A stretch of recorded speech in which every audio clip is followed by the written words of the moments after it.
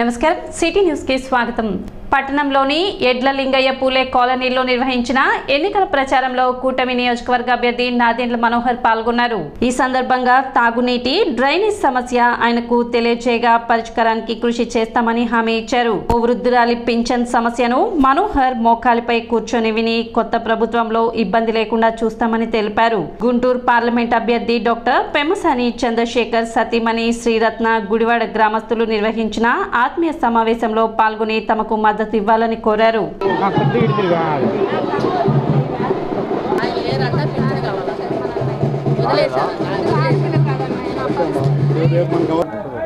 తప్పకుండా చేసి పెడతారు।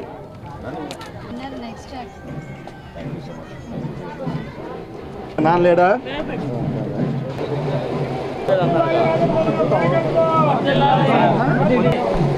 లేడా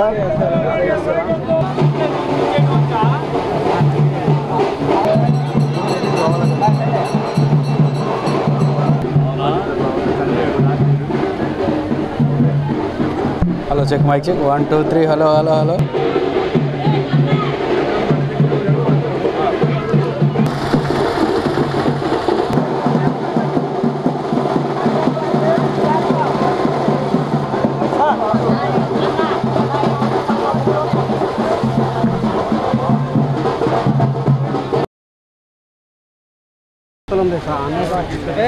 తప్పండి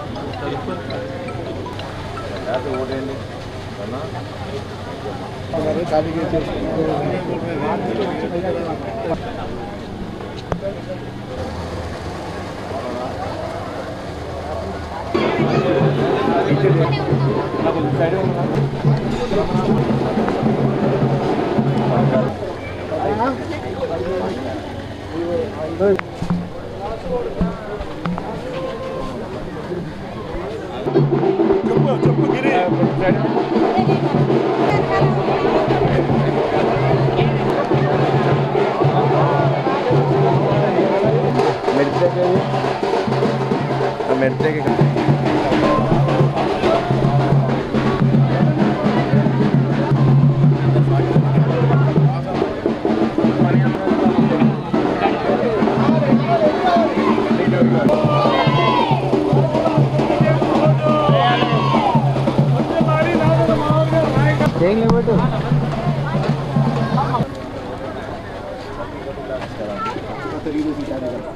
నెట్టేస్తారమ్మా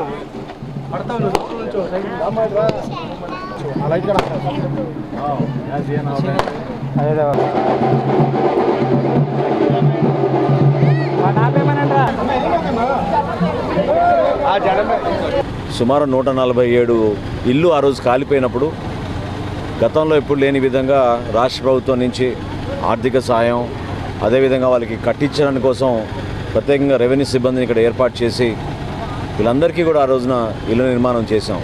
దాని తర్వాత రోడ్ల నిర్మాణం, కొన్ని రోడ్లు ఈ రోజుకి కూడా మరమ్మతులు చేయలేని పరిస్థితి చాలా దారుణంగా ఉన్నాయి।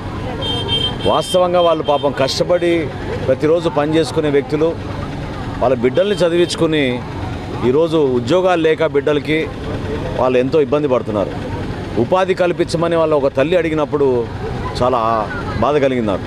ఎందుకంటే రాష్ట్ర ప్రభుత్వం ఇటువంటి ఆలోచనలు ఏ విధంగా మనం పెట్టుబడులు తీసుకురావాలి, ఏ విధంగా మనం చక్కగా మన పరిశ్రమలు పెంచాలి మన ప్రాంతంలో అనుకోవాలి, కానీ కేవలం వనరుల దోపిడీ కోసమే పరిమితం అయ్యారు।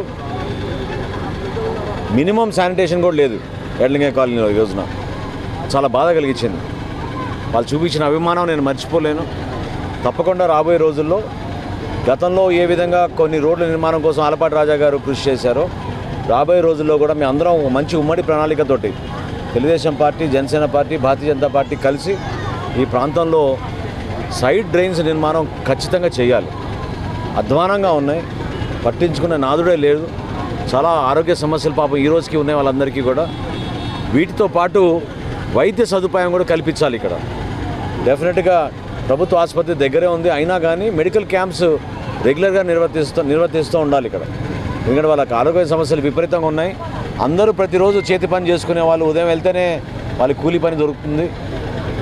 ఆ విధంగా ఈ కాలనీలో వాళ్ళు పడుతున్న ఇబ్బందుల గురించి వాళ్ళు వివరించారు। తప్పకుండా ఒక మంచి ప్రణాళికతోటి ఉమ్మడి ప్రభుత్వం ఏర్పడినప్పుడు ఈ ప్రాంతానికి మరొక్కసారి చక్కటి మంచి పూర్తి వైభవం వచ్చే విధంగా మేము అందరం కూడా కలిసి పనిచేస్తాం. దారుణంగా ఇక్కడ ఇతర పార్టీల నుంచి వాళ్ళు ఈ రోజున పరిపాలిస్తున్నారు కాబట్టి ఎన్నో సంవత్సరాల నుంచి పరిపాలించిన కార్యకర్తల్ని నాయకుల్ని వాళ్ళని ఇబ్బంది పెట్టి వాళ్ళ రేషన్ కార్డులు తీసేసి షాపులు కూడా పెట్టుకొని ఇవ్వకుండా దారుణంగా పెన్షన్లు కూడా తీసేసి పార్టీల పరంగా వీళ్ళు చేసిన కార్యక్రమాల్ని నేను ఖండిస్తున్నాను. ఓటు హక్కును ప్రతి ఒక్కరూ విధిగా ఉపయోగించుకోవాలని ఎన్నికల రిటర్నింగ్ ఆఫీసర్ మరియు సబ్ కలెక్టర్ ప్రకాష్ జైన్ పిలుపునిచ్చారు. స్వీప్ కార్యక్రమంలో భాగంగా పట్టణ మార్కెట్ సెంటర్ వద్ద ఓటు హక్కును వినియోగించుకుందాం, ధర్మబద్ధమైన ప్రజాస్వామ్యాన్ని నిర్మించుకుందామంటూ పురపాలక సంఘ ఆధ్వర్యంలో అవగాహన కల్పించారు. ఈ కార్యక్రమానికి రిటర్నింగ్ ఆఫీసర్ ప్రకాష్ జైన్ ముఖ్య అతిథిగా పాల్గొన్నారు. కార్యక్రమంలో భాగంగా పాటలు పాడి ప్రజలకు ఓటు హక్కు వినియోగంపై అవగాహన కల్పించారు. ప్రకాష్ జైన్ అసిస్టెంట్ రిటర్నింగ్ అధికారి బండి శేషన్న మాట్లాడుతూ మే 13వ తేదీన జరిగే సార్వత్రిక ఎన్నికల్లో ఎక్కువ మంది ఓటర్లు ఓటు వేసి మంచి నాయకులను ఎన్నుకోవడానికి ముందుకు రావాలని కోరారు. చాలా మంచి పాట ద్వారా చాలా మంచి పాఠ మీరు ఇచ్చారు. 13th మే ఆ రోజు మీరు అందరూ దయచేసి ఓటు వేయడానికి రండి. మన తెనాలి నియోజక పరిధిలో మన పోలింగ్ స్టేషన్స్ కూడా రెడీ ఉన్నాయి, మన టీమ్స్ కూడా రెడీ ఉన్నాయి. అదే మన హక్కు మాత్రమే కాదు, మన బాధ్యత కూడా ఉంది. మనము చాలా ప్రోగ్రామ్స్ కూడా ఈ విషయంలో పెట్టాము. ప్రతి ప్రోగ్రాంతో ఒకటే ఉద్దేశం మాత్రమే ఉంది, మీరు అందరూ ఓటు వేయటానికి వస్తే ఈ అన్ని ప్రోగ్రామ్స్ చాలా సక్సెస్ఫుల్గా మనకు అనిపిస్తుంది. అదే మాత్రమే నేను మళ్ళీ చెప్తున్నాను. వేరే ప్లాట్ఫామ్స్ ద్వారా చాలా స్వీప్ యాక్టివిటీస్ కూడా మా టీంతో మనము చేసాము. షార్ట్ ఫిల్మ్ రిలీజ్ చేసాము. ఇక్కడ ర్యాలీస్ కూడా మనం చేసాము. ఉద్దేశం ఒకటే మాత్రమే ఉంది, 13th May let's vote Tenali. కార్యక్రమంలో స్వీప్ నోడల్ ఆఫీసర్ మరియు municipal assistant commissioner Anusha, sanitary ఇన్స్పెక్టర్లు ఆకురాతి రామచంద్రరావు, దావులూరి శ్రీనివాసరావు, అనుపమ, మెప్మా సీఎంఎంలు మాధవరావు, అరుణ మరియు మున్సిపల్ ఉద్యోగులు పాల్గొన్నారు.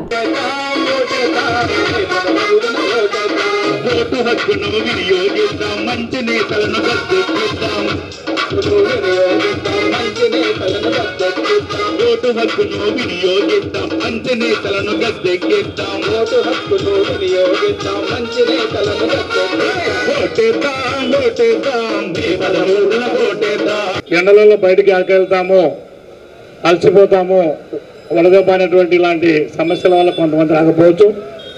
అయితే మన నియోజకవర్గంలో ఉన్నటువంటి 273 పోలింగ్ స్టేషన్లో మన సబ్ కలెక్టర్ గారు ఆర్ఓ గారు ప్రతి పోలింగ్ స్టేషన్ విజిట్ చేసి అన్ని సౌకర్యాలు సమకూర్చి ఉన్నారు. మంచి త్రాగునీరు, ఎండ నుంచి రక్షణకు మంచి షేడ్స్, షామేనాలు, లోపల లైట్లు, ఫ్యాన్లు, అలాగే టాయిలెట్స్, ఇలా ప్రతి ఒక్క కార్యక్రమం గురించి ఎంతో శ్రద్ధ వహించి ప్రజలు ఇబ్బంది పడకూడదు. ఓటర్సు అందువల్ల వాళ్ళు వచ్చినప్పుడు ఇక్కడ 1 గంట 2 గంటలు గుర్తుంచుకోవాల్సి వస్తుంది. ఎక్కడ కూడా వాళ్ళు ఇబ్బంది పడకూడదు అనేసి అన్ని ఏర్పాట్లు 100% ఏర్పాటు అయినాయి. అవసరమైతే విధంగా మంచి ఎండ టైంలో మజ్జిగ ఇవ్వడానికి కూడా సిద్ధంగా ఉన్నారు. ఇలాంటి సౌకర్యాన్ని కూడా గమనించుకొని ప్రతి ఓటరు మీ యొక్క ఓటు హక్కును సద్వినియోగపరచుకోవాలనేసి ఒక పురవేదిక, మన పట్టణంలో పురవేదిక అంటే ఇంకా ఎంతో ప్రసిద్ధమైనది, ఎంతో ప్రాచుర్యం పొందింది. ఆంధ్రప్రదేశ్ రాష్ట్రంలో సినీ పరిశ్రమ అభివృద్ధి మాత్రమే తమ ముందున్న లక్ష్యమని దర్శకుల దినోత్సవంలో పాల్గొన్న ఏపీ దర్శకులు గళమెత్తారు. స్థానిక రత్న ఫార్చ్యూన్ కళ్యాణ మండపంలో శనివారం సినిమా దర్శకుల దినోత్సవ వేడుకలు ఘనంగా జరిగాయి. మా ఏపీ నిర్వహించిన ఈ వేడుకల్లో ఆంధ్రప్రదేశ్ రాష్ట్రానికి చెందిన పలువురు దర్శకులు అభిప్రాయం వ్యక్తం చేశారు.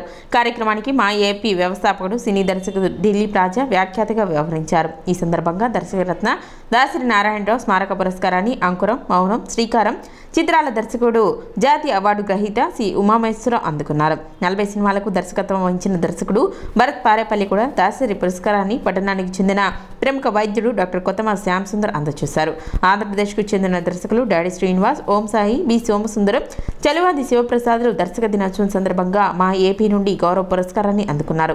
Andhra Pradesh film development corporation manager Srinivas Nayak మాట్లాడుతూ రాష్ట్రంలో చిత్రీకరించిన సినిమాలకు ప్రభుత్వం లొకేషన్లు ఉచితంగా ఇస్తుందని తెలిపారు. రాష్ట్రంలో షూటింగ్లు నిర్విరామంగా జరగడానికి దర్శకులు ప్రత్యేక శ్రద్ధ తీసుకోవాల్సిందిగా ఆయన కోరారు. వర్ధమాన హీరోయిన్లు దివిజ, మౌనికారెడ్డి, టీనా చౌదరిలను ఏపీ సత్కరించింది. కార్యక్రమంలో ముందు గిరీష్మశ్రీ భరతనాట్య ప్రదర్శన చేయగా మానసిక వైద్యులు డాక్టర్ అయినంపూడి శరత్ బాబు దర్శక దినోత్సవ ప్రత్యేక గీతాన్ని ఆలపించారు.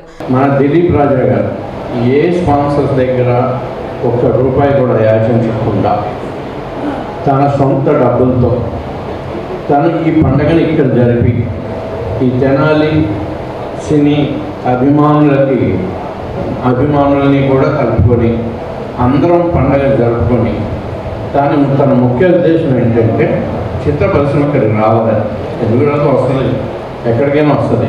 ఇంతకాలం చెన్నైలో ఉన్న చిత్ర పరిశ్రమ హైదరాబాద్ రాలా, ఇప్పుడు వస్తుంది. ఇప్పుడు మేము రాజమండ్రి వెళ్తున్నాం, వైజాగ్ వెళ్తున్నాం, అరకు వెళ్తున్నాం. ఎందుకంటే అక్కడ మాకు కావాల్సిన లొకేషన్స్, ఆ సముద్రం అక్కడ అవన్నీ ఉన్నాయి.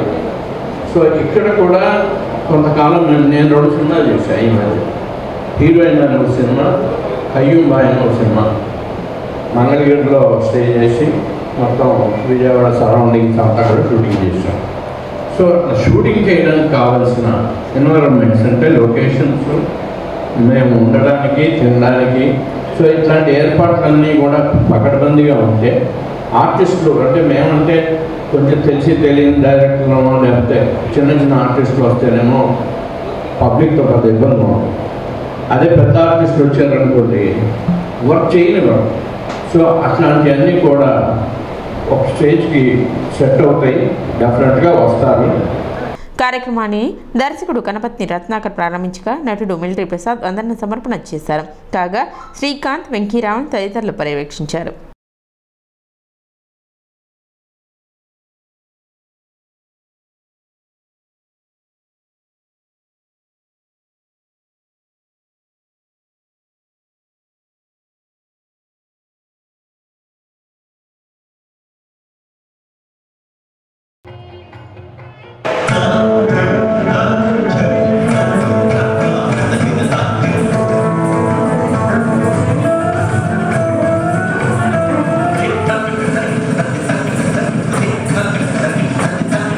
దిలీప్ రాజా గారు ఆంధ్రప్రదేశ్లో సినిమా ఉండాలి, సినిమా ముందుకు వెళ్ళాలి, ఇక్కడ స్టూడియోలు రావాలి, ఇక్కడ ఉన్న అంటే వేరు చోట్ల ఉన్న టెక్నీషియన్స్ కూడా ఇక్కడికి రావాలి అని ప్రగాఢమైన భావం కలిగిన వ్యక్తి, దానికోసమే కృషి చేస్తున్న వ్యక్తి.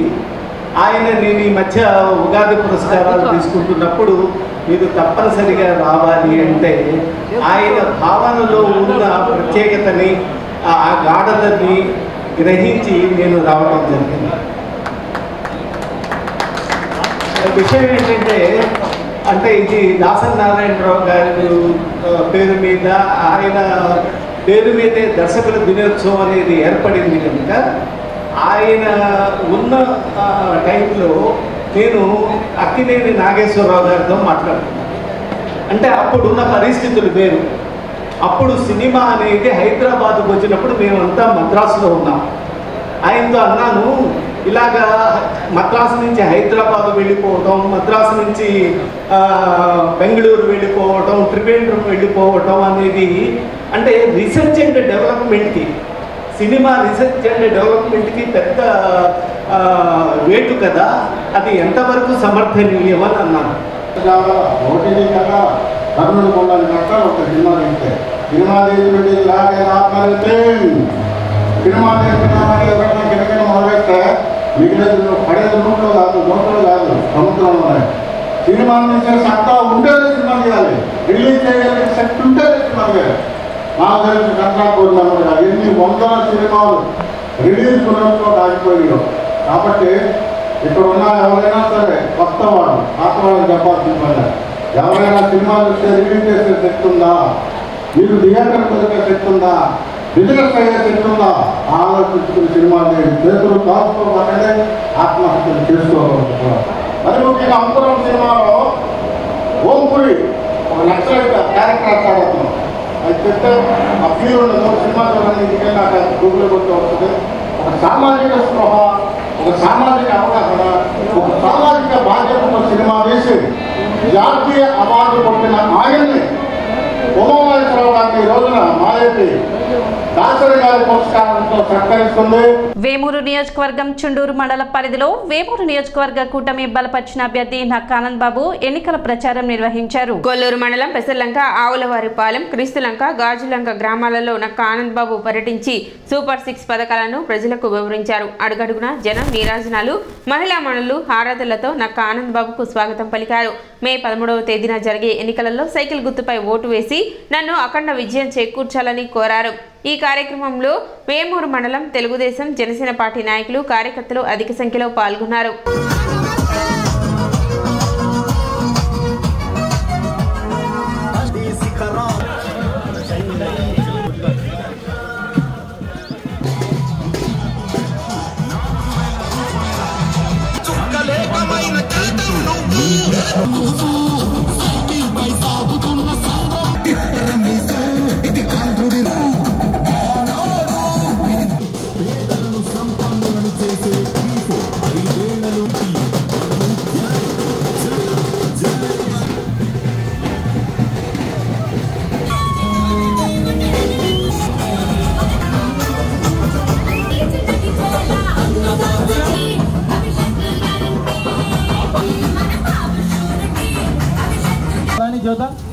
రాని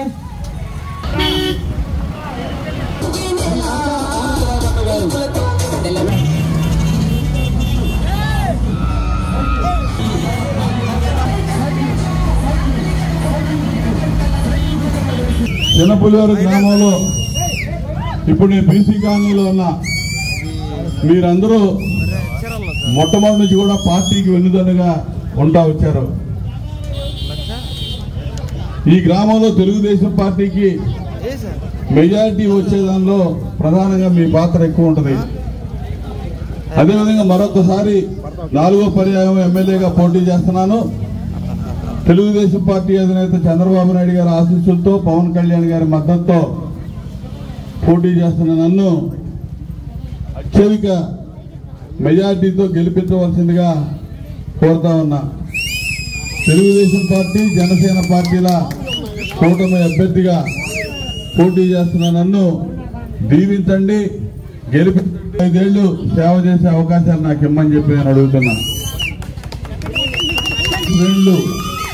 నియోజకవర్గ ఇన్ఛార్జి ఓసా రాజేష్ గారు, వారి పార్టీ నాయకులు, తెలుగుదేశం పార్టీ వివిధ శ్రేణుల్లో స్థాయిలో ఉన్నటువంటి నాయకులు అందరూ కూడా ఎంతో కష్టపడి ఎండల్లో ప్రచారం నిర్వహిస్తా ఉన్నారు. మీరందరూ కార్యకర్తలు అందరూ కూడా రాష్ట్రం అభివృద్ధి పదాన్ని ముందుకు తీసుకెళ్లారు.